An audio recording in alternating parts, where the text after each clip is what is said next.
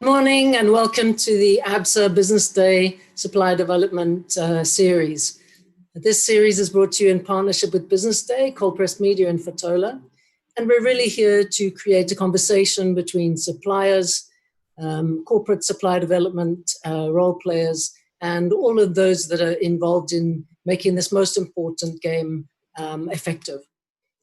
To just bring a little bit of context to today's conversation, we're wanting to talk about the impact of COVID and really pose a question in an environment such as this, where there's huge impact, negative impact globally on supply chains, economies are struggling, businesses are struggling. Is there a place for supply development, or is supply development dead? Important conversation, speaking to corporates and to small suppliers. And I'm looking forward to introducing my fantastic speakers in a moment. But before we get there, let's hear a comment from Vusi Fele from ABSA. Welcome to the ABSA Business Day Supplier Development Awards. The importance of supplier development, particularly in the current South African socio-economic context, cannot be underestimated. At ABSA, we are truly proud to be a partner of the ABSA Business Day Supplier Development Awards, which recognize and honors some of the country's leading champions of enterprise and supply development. We believe that opening up opportunities for SMEs to access corporate supply and delivery chains is one of the most efficient, consistent, and impactful ways in which established corporates can contribute to sustainable entrepreneurship development. This is more so now during the ongoing turn-down caused, amongst others, by the Covid-19 pandemic. In times like this, SMEs are critical in supporting the value chains of the mainstream economy. They are critical in helping to drive the economic revival post the disruptive shocks caused by the pandemic. They are critical in helping absorb or shore up a portion of the huge number of jobs lost in the bigger corporates due to the self-preservation and survival stance adopted by some of the mainstream corporates. There is no doubt that supporting entrepreneurship through corporate supply chains delivers material benefits to local economic development and transformation, and it is therefore good business to do supply development.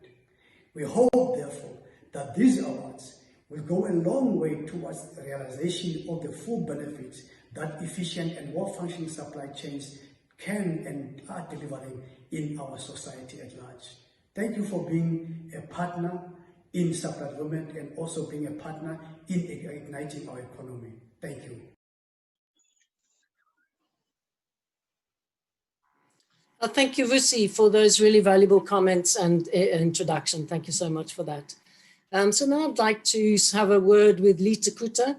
Lita is well known to many people in the enterprise and supply development space, is a director of enterprise and supply development at Tiger Brands, and has a really illustrious career across a very wide range of companies, including Telkom, Woolworths, and Edcon. And so I always love speaking to you, Lita. I've got, it's wonderful to get your input, so practical and really up at the coalface. And I'd like to pose you this really difficult question. Is supply development dead? What's happening out there? Pretty much it's not. I think there's been anxiety because we've never done supply development under COVID conditions. So pretty much the challenge has been companies have been sort of trying to adjust to the new world in terms of supply chain challenge, locally and globally. And the issue is that obviously you would understand that the focus might have shifted a bit because it's all about surviving and making sure that you've got enough in the kitty to keep going as a company. So from the Tiger Brands, we have to make sure that we feed the nation, we make sure that the stocks are up, But the nice thing is that we haven't kept our eye away from ESD. We've already, in the past month or so, invested about 8 million rand. We're currently looking at other transactions in the agriculture space. But the key thing is to make sure that we keep those businesses operating, because some of them are going to be challenged on liquidity. And corporates have to make sure, that post-COVID, you don't have a dismantled supply chain purely because you didn't do some of the supplier development activities. So we got to keep going at it.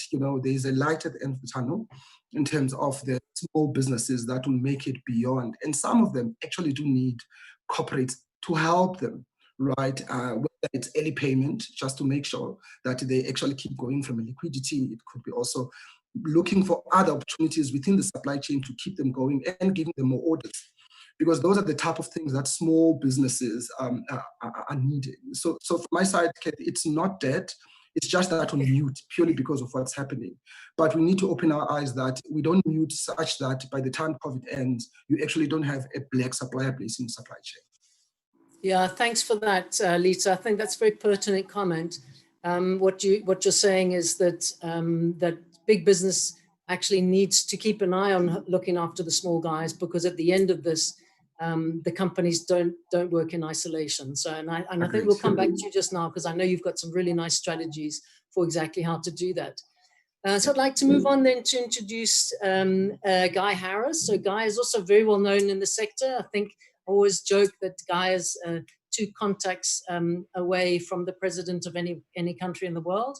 So Guy, Mr. Network, Guy has also a really illustrious career coming out of working with many different businesses. I know particularly taking Bell Equipment, walking that journey with Bell Equipment from quite a small South African business to really a global player. And Guy has a particular focus and a love for pushing what he calls the missing middle. So I'd like to have really get your thoughts, Guy, under these very difficult conditions out there.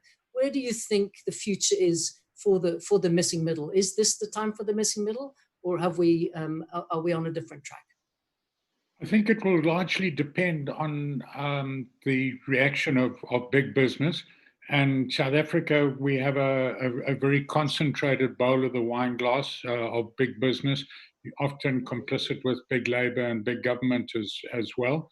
And we've got to find the ways in which we can strengthen the involvement of small and medium businesses, not only micro-survivalist businesses, but also growing businesses, because that's where a lot of the job creation is going to come from, especially entry-level job creation. I think it's going to be tough. My one plea to big business, please pay your small suppliers in 15 days, not 150 days. I think it's absolutely critical. You've got the cash resources, you've got the credit lines with the big banks, etc. And so it's much easier for you rather than for your small suppliers. And it's important that the small suppliers keep their scarce skills in place. I think in specific sectors like tourism and big events, it's going to be really, really tough in the short term. But I believe that we're resilient and those sectors will bounce back, because people will realize when, especially once a vaccine is around, that they can travel safely, especially to niche places like South Africa. Manufacturing's been in decline for a long time. I see COVID as a potential for manufacturing to rebound, especially when people reduce their global sourcing because of global threats. And hopefully we're going to be able to see a bit of South African innovation come back and new ideas coming up. I'm working on 2 or 3 that I wasn't even aware of a week ago, and they're both really, really exciting. Yeah, so that's my input. Thanks. Thank you, Guy. Yes, I think it is important to look at the opportunities for growth, and maybe we'll loop back to that conversation just now. But let's move on to Vikesh. Vikesh, it's the first time that we've hosted you on the dialogues. I'm really delighted to see you here. Vikesh is the Supplier Development Manager at AB InBev, locally and fondly known as SAB. And Vikesh, I'm going to throw you a hard one. I'm going to ask you this question: is big business bad? You know, you come out of procurement, and I know from a small supplier's point of view, you're the hardest people to get through. And your history has been very much this thing of saying your primary requirement is to look after the corporate, to look after SAB. So in your new role, what are you seeing, and what are you seeing the impact of this really tough time? Good morning, everyone, and thanks for allowing me to join the conversation today. But big business is not really bad. I think it has a pivotal role to play in society. through various contributions that it makes to the business, both from a financial point of view as well as in a social manner. And big businesses also have a large contribution towards our GDP. And also they are an important driver behind a large proportion of our employment in South Africa. So I think also with big businesses partnering with smaller businesses through various programs and interventions, there's opportunity to grow this network and grow this base basically to take the country forward. So I think the opportunity there is actually to use big businesses and for big businesses to use smaller businesses as their suppliers, and also to create that market access for them. Yeah, lovely. Thanks, Vikesh. Absolutely, I agree with you. Big business has a huge role to play. They're major employers in the economy, and there was a recent report just released by CDE and Bernstein and her group. And what was so interesting there is in the global research, understanding that the most successful businesses that are fledged are usually fledged by young entrepreneurs of between age 30 and 35 that actually come out of corporate. So there is also something that understanding the corporate environment becomes a kind of fledgling opportunity to spin off new businesses that then could in actual fact be suppliers back into the corporate. I'm going to come back to you later, Vikesh, on the collaboration, the market collaboration strategy that SAB founded. I think that's going to be very interesting as a solution as to what can be done in supplier space. But maybe Lita, then popping back to you, so under these environments, what practical things or what practical solutions are you seeing that corporate supply development role players can be doing in the supply chain in order to look after this really fragile ecosystem? Yeah, so I mean, with COVID, your supply chains have been strained from a security of supply. I mean, that's been one of the key things and the threats that some of the products that have been imported, you could actually not get them because some of these countries have embargoed those products being exported with their fear of their own food security issues. So that starts to bring in a real issue around local sourcing and making sure that you've got enough supply within your own jurisdiction to, I'll specifically talk about food, to make sure that there's food security in your own country. So there needs to be some bit of focus, right? And it's going to start to happen. I think Guy has mentioned it, where we have to look inward to build our local capacity, more especially on products that we can actually get in the country that we're importing, or there is capability to do it, but we just never ignited it to make sure that we are able to build it up and make it more resilient, right? We are also lucky that in South Africa, we can also become then a breadbasket of Africa. So it's not just about the local South African market. We can actually be able to expand. Africa is importing 500 billion worth of agricultural products, right? And most of them don't come from the continent itself. That tells you that there's an issue around supply. Secondly, we need, as I think it was mentioned again, and I also mentioned that the issue of paying suppliers early. That is very critical because we need to give them enough oil and fuels to keep going and weather the storm during COVID. Because if they run out of cash, that might be the demise of many businesses. We're also starting to see the issues around big suppliers corporates working with their bigger suppliers to support not only suppliers in their own supply chain, but value chain, right? Because value chain is broken. It can actually affect your bigger supply chain. So that is another area that is starting to come to the fore. Nice. Yeah, thanks. Thanks, Lita. I'm kind of looking that we're going into a phase where we need to be making the hard decisions. This is a tough time. Not everybody can survive. Not everybody can be an entrepreneur. Not everybody can be a supplier.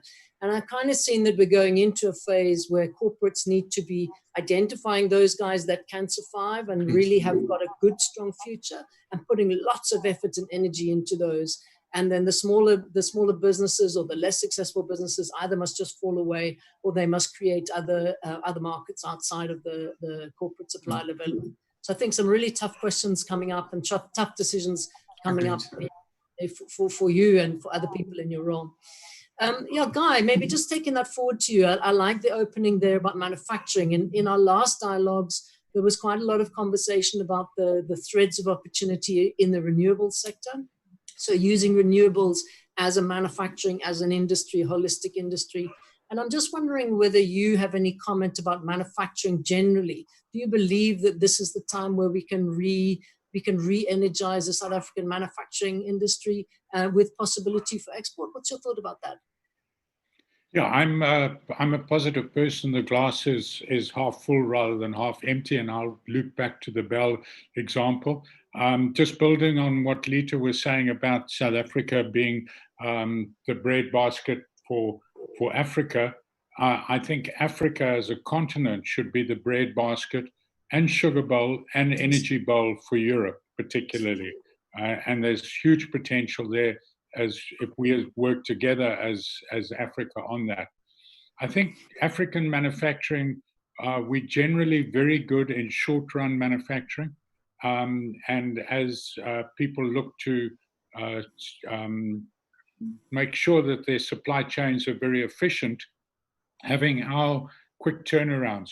So, but to me, South Africa manufacturing is a niche supply. We're not going to be able to make white T-shirts cheaper than the Chinese or masks cheaper than the Chinese, but we can make customized masks a lot quicker and cheaper. So Bell Equipment is 70 years ago, it was one man in a workshop on a farm, and now it employs 5,000 people around the world, alliances, and that all came from South African ingenuity. And interestingly, not from universities. I'm not knocking universities, and I participate in the UCT spin-out initiatives, and I think we're very lucky here to have a very active Stellenbosch campus as well. But I think that if we look at that, and I like the idea that taking a 35-year-old from a corporate background, but again, it would help a lot if the corporates had entrepreneurship programs. And for that matter, government as well as unions ran entrepreneurship programs, because that would help people move from a corporate to a startup and then hopefully to a scale up. Unfortunately, a lot of the survivalist businesses don't rotate out of an incubator. So they go from one incubator to another rather than graduating to an accelerator. And through companies being innovative and bringing the innovation, it's difficult for a big company to be innovative. It's much easier for a small supplier to be innovative, and then, as Lita was saying, integrate that into the supply chain of the globally successful big player. Yeah, nice. Thanks, thanks, Guy. Nice input. In fact, so there's been a question come in from one of the viewers to ask, how do we get more investment in local software development in South Africa rather than offshoring skills to India and Eastern Europe? So, I mean, I think that's a huge, it's an important question. The future is all about digital. So in South Africa, if we don't have digital skills locally, we're always going to be on the back foot. But I'm not sure, I'm not going to pose that. If you want to answer that, Vikesh, you can, but I'm just going to, before I go to you, I just want to say that one of the most successful innovations in companies that I know of is certainly in Microsoft, where they encourage their employees to develop new ideas and to spin them off as separate products. And I know some of the banks are doing that as well. And so kind of encouraging, rather than corporates being afraid that their employees become entrepreneurs, that they actually encourage it and then support that as part of a development of a really integrated and innovative supply chain. And so maybe that's also part of what needs to be done is on the software side is bringing those software development solutions in as part of supply development. So if a company is needing software or needing IT skills, that they actually do it as integral to the supply chain. But Vikesh, I'd actually like to speak to you. I did say I'd come back to you and ask about the innovation that SAB put together last year in market collaboration, because I do think that the only way that we're going to create a healthy supply chain is if it's integrated. And so I'd like you, maybe if you just want to share with us a little bit, I know it's quite fresh, it's less than a year old, but what's happening with that initiative? And is it living up to expectations? Thank you. Just a comment about the software. I think we know as well that supply chains by nature can be quite complex. But I think even now, in the light of the virus, it's becoming even more trickier to actually understand, what is your demand and what is your customer requirements, and the canvas has become even more muddy than it used to. And I think this is an opportunity as well for software, especially for advanced analytics software, to rise to the forefront to actually improve the visibility of what's happening out there in the supply chain in terms of the market, and actually then, to be able to be more agile in responding to, what suppliers are doing as well as what your customers require. So I think that's an opportunity. As far as market access platform, so this was a collaboration category winner at the ABSA SD Awards last year.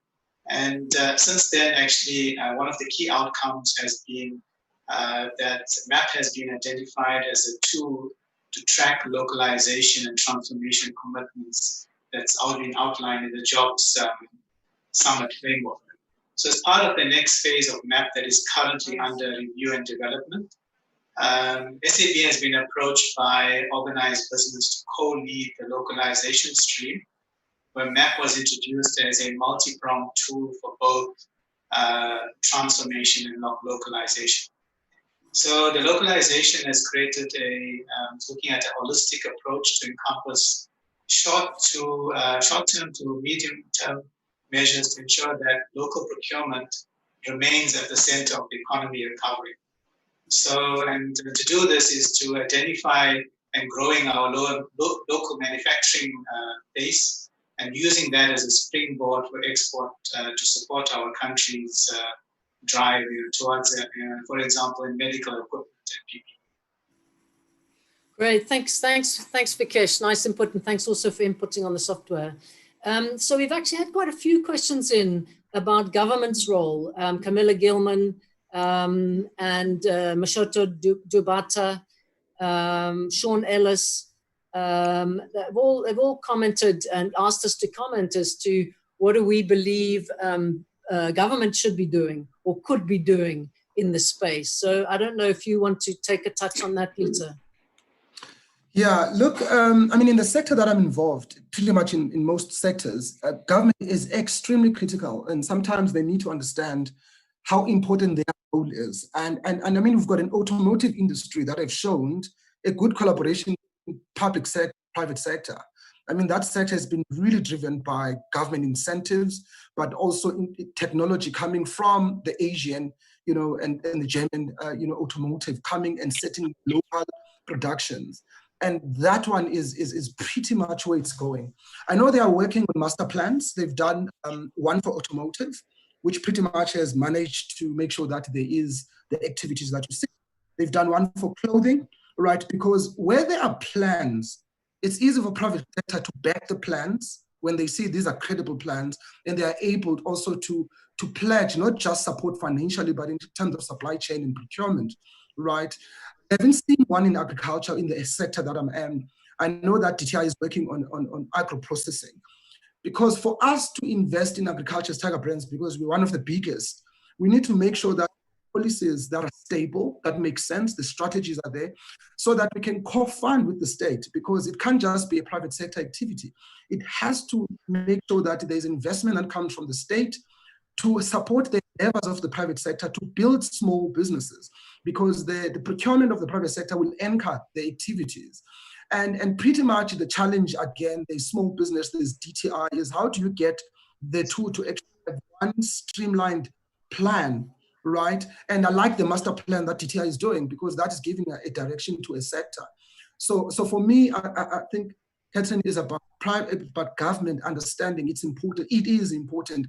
And unfortunately, we do smaller projects because financially we can't invest the big monies that if private government was able to put in, we'll be able to scale up the projects. Yes. So pretty much that is where we really need, but the direction also where we're taking these sectors as a country, because that is pretty much very important to invest behind a bigger plan and understanding our role in that plan. Yeah, thanks, Lita. Thanks very much. I think my concern about government is that sometimes there's not an understanding that not everybody can be a winner. And of course, government has the social imperatives and they want to be seen to be allowing everybody to succeed. But the reality in business is that that's not how business works. And I think so for me, it's important that the winners become really successful winners, and those that are also RANs, some other solutions found for them. So I think it's interesting to see how. Leslie, can I come in? Yeah. I think a lot of people say the best role for government is to get out of the way. Unfortunately, that's not possible, particularly in a developing country like South Africa. But it's got to design the playing field that's going to attract the players, and more importantly, the clubs that are going to invest in the players that are going to play on those fields. And there are a couple of things happening around us that I think are going to inhibit that investment. The second thing is picking up on those big sectoral programs. I think they're great. I was very aware of the auto because Bell got in through the side door of the auto program, and it's been absolutely critical for the development of Bell.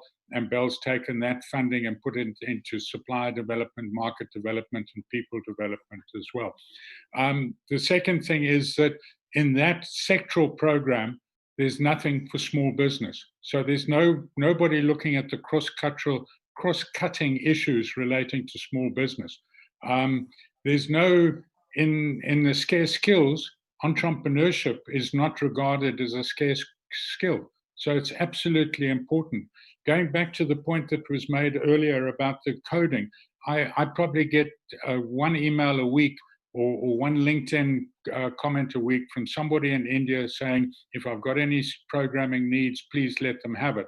I was talking to one of the small startups that's having high impact of people in limited resource communities and getting them on board as market research. They designed their own concept, but they had to outsource the actual back development to India, because we haven't got enough coders in this country. So we need to be putting thanks, Guy. I absolutely agree with you. I think that there's definitely is a very clear indication that we need a strong digital upskilling strategy in South Africa. So not only just pulling on coders and recognizing that it's one thing just to code, on a basic level. It's a whole different, it's a life journey to be able to code at the kind of level of AI and robotics, which has now become the norm. But I absolutely agree that a really integrated, strong strategy for it is needed.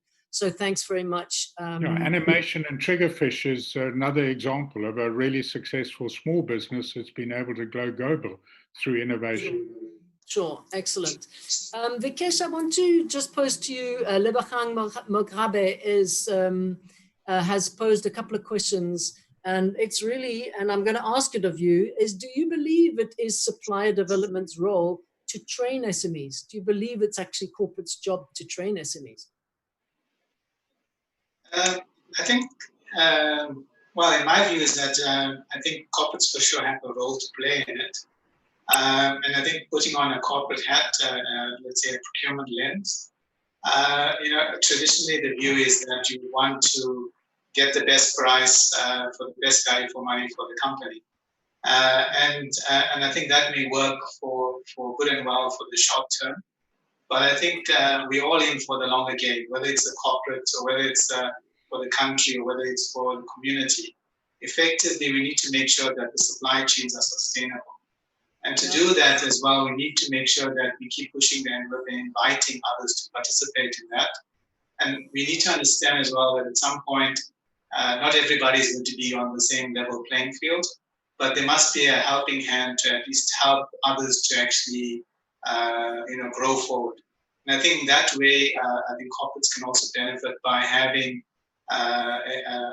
more competition, opportunities for innovation to come forward.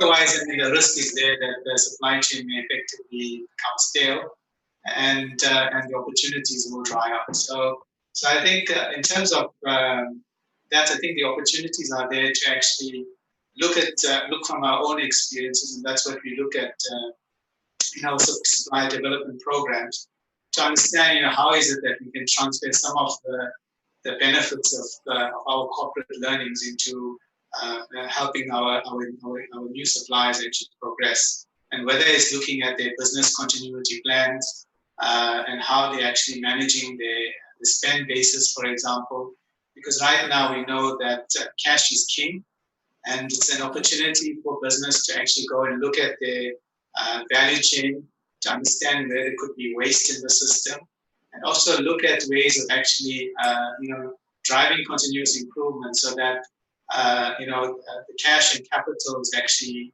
becoming, more profitably used.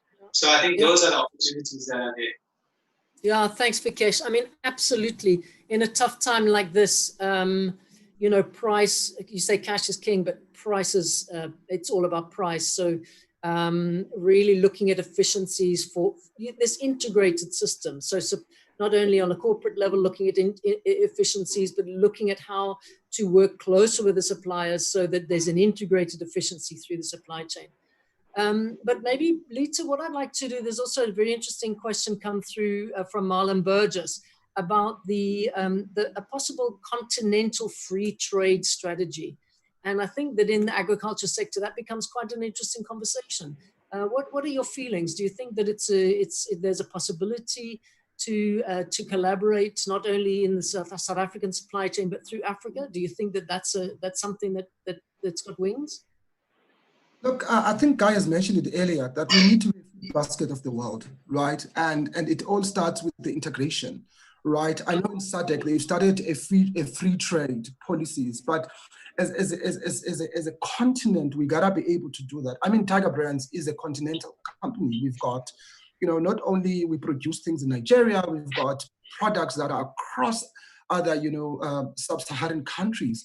But part of what we also need to look at is not just to feed those countries, is also to source from those countries, because we've got a responsibility to also reply back into those societies that are actually becoming our customers, because it's in a food space and retail, it's all about building your customer base. The more people work, the more they come and buy our products. So one has to look at that. And your free trade is super critical, because moving a truck from here to Nigeria and cross-boarding, and you have to have tons of paper, is incredible. And it's, some companies that come to invest in South Africa, when they look, in Africa, when they look at all these paperwork, they just think, this is not for me, because they are used to operating in Europe, where there are virtual borders basically between countries, right? And the big basis that have built Europe is the removing of borders between countries and allowing for free trade, not only just in development, also in human capital, to make sure that skilled people in South Africa are able to work in Africa.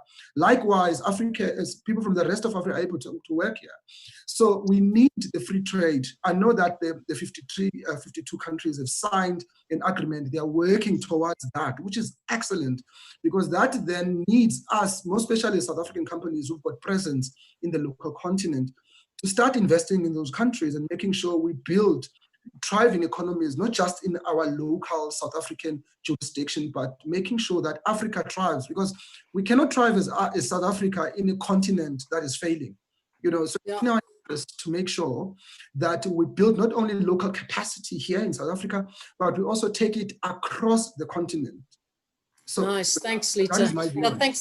Thanks so much for that. I think it's two things. We tend, as South Africans, and we're South African panelists, we tend to look inward at our own country and say, yes, we need to collaborate, we need efficiencies in the ecosystem, but absolutely we're part of Africa, and that is a huge market for us and for them, and there has to be quid pro quo. So I think, nice input for that, on that. Thanks very much.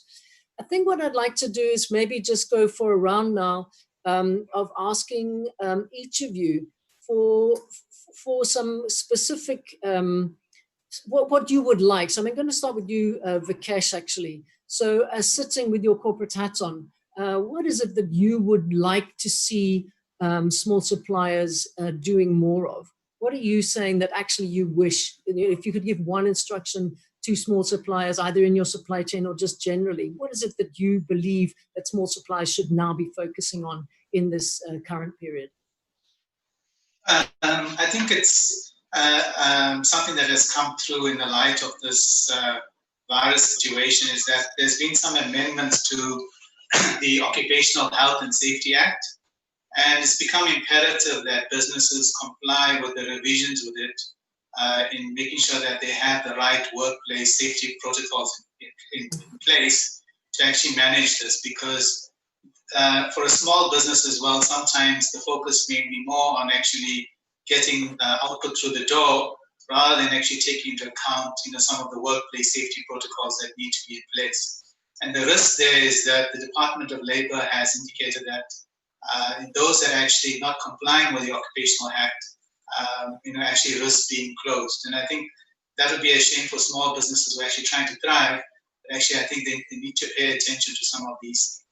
And then also as well is that, there's opportunity to become more agile and pursue local sourcing, because I think traditionally the model has been more around trying to find low cost, out of places like China and so forth. But I think, in this virus situation has demonstrated that that's not probably the most agile, because, we need fluidity in the supply chain, and that comes through from local sourcing and actually getting that to us closer. And then inventory as well is also something to pay attention to. And typically, you'd want to manage your inventory as low as possible.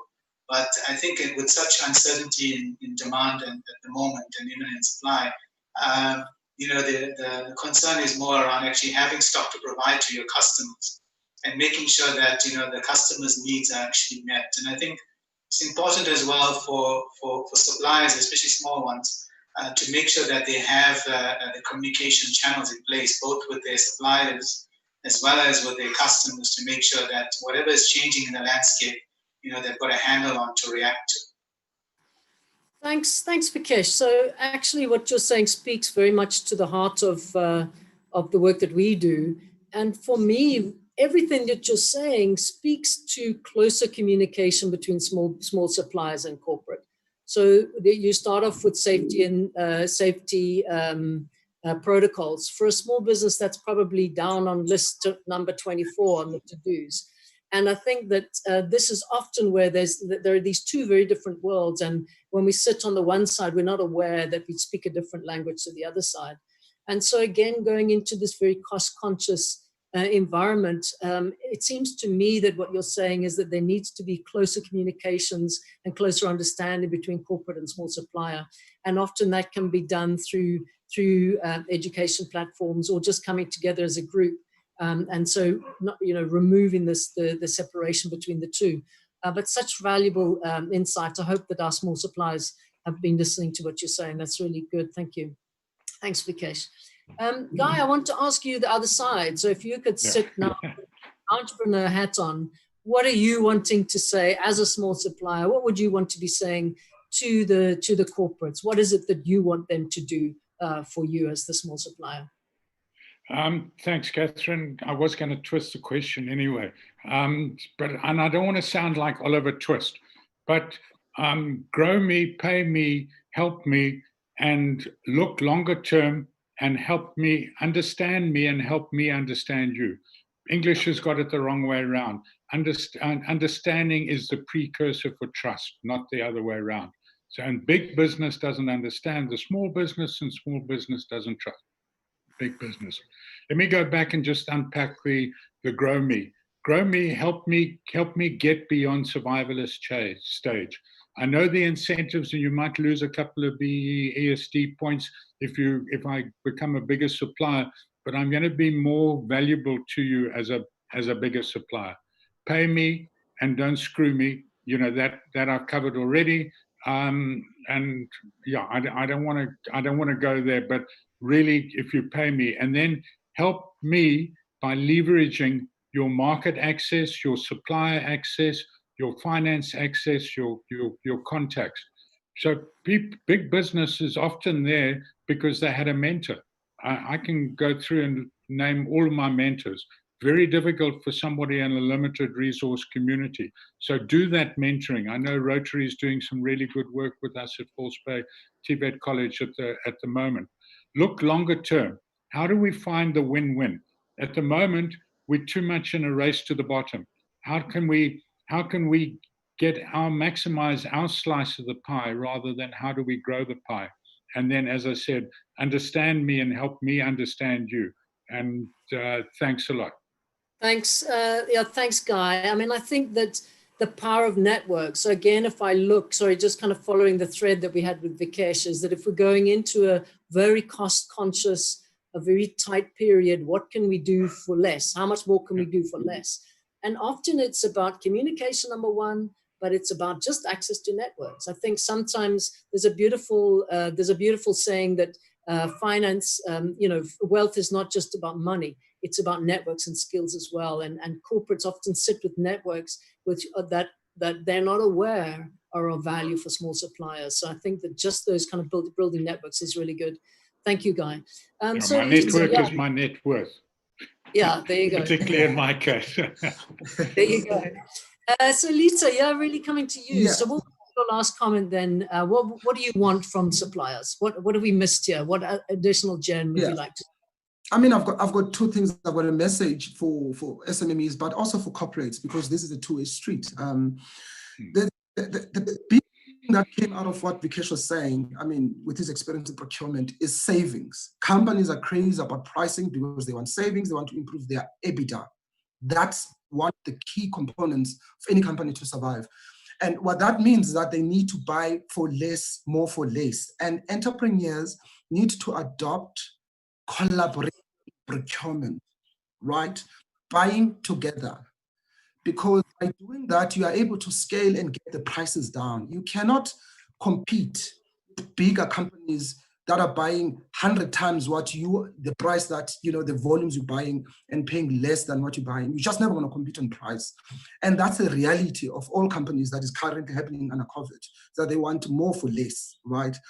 Secondly, it's all up, entrepreneurs now must start building risk management-based businesses, right? Many companies didn't foresee, the pandemic, and in fact, many don't even have business continuity. I think Vikesh also mentioned that. It's about time that you look at risk and look at your business at what could happen. What's the likelihood? If it happens, am I safe or not? Because risk management, even in corporates, no one cares about it until pandemic strikes, and you need to make sure that you are ready when difficult times come, purely by making sure those business continuity. That is a key plea, and I know private sector corporates are dialing up on risk management, and those that have better plans are going to survive better the pandemic. That don't have are really going to struggle. And the last piece is really adoption of technology, because it's going to make you more efficient. All right, the old days of not adopting technology. I mean, in the company that I work, we're using Skype for minutes. I have more meetings than I have before because of the technology. I'm doing more than I did when I was in the office, because of technology. So entrepreneurs need to start to embrace that. So they also need to collaborate. There are many incubators that are driving technology. They need to go in and see what technology is there that can improve company from the way it operates, but also the way that you are able to give a better price to a corporate, because that is going to be a core thing. The last final message for corporates is we need not to compete in development. This is very critical. The problems of unemployment in South Africa are so big that corporates that normally can compete at when it comes to retail, when it comes to development, we have to come together. You're right. Do strategies. I'll do one fun example. The work that SAP is doing, they plant barley and hops with the farmers, but it's only half a year. During the other half a year, those farmers are doing nothing. Tiger Brands can come and do groundnuts for the other 6 months. So that is just one collaboration that could make farmers, to succeed, is that we need to work together. Fantastic. Oh, that's great. And so maybe we're going to get peanut beer coming out of SAB at the end of this as well. Well, I know the guys in lockdown are making all sorts of apple cider and pineapple beer. So peanut beer is right on the cards. Fabulous, guys. This has been a really amazing dialogue. I've loved talking to you. I think that the key things coming out of here are communication, really doing more for less, being cost conscious, but really as suppliers, small suppliers, it's not just price, it's reliability. And so working together, collaborating at a corporate level, at a small supplier level, and let's communicate better, let's create better networks exactly like this one that we're on. So I'd like to invite you to visit the sdawards.coza, our website, stay up to date with the dialogues, and please come along for the awards events and be part of this incredibly exciting future. And so the answer seems to be, guys, supply development is not dead, it's thriving, and it's doing amazing things. Thank you so much.